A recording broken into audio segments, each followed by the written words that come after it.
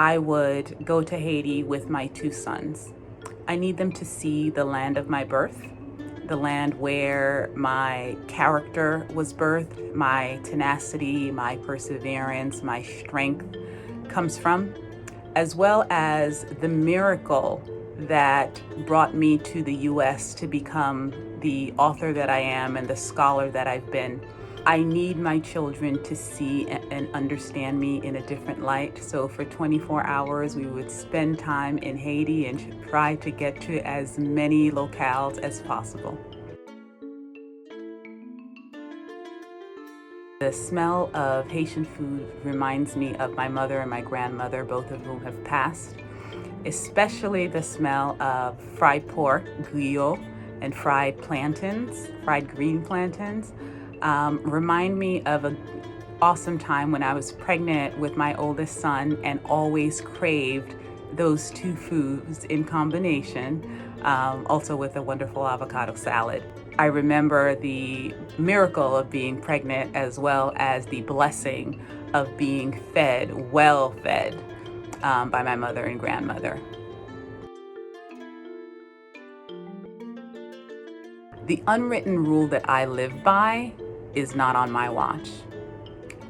When I see injustice, when I see or hear things, wrong things being done, when I observe or know about abuse that is taking place, I always intervene, which is very important, especially in this time in our country's history, because there are a lot of things going on in the world that just shouldn't be happening.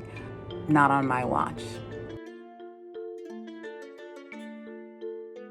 Really, two items that I could not do without are technology. I would say that my laptop and my phone are indispensable.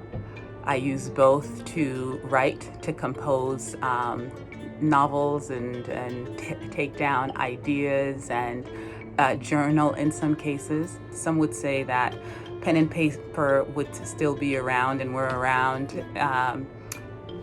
from the beginning, but I am out of practice in the use of those mechanisms, and so my laptop and my phone are really integral to the art that I produce. The labeling or mislabeling of children. We, as adults, or some adults, tend to pigeonhole children and say what they can or can't become, will or will not be able to do, can or cannot accomplish. I myself was labeled as an ugly child when I was growing up.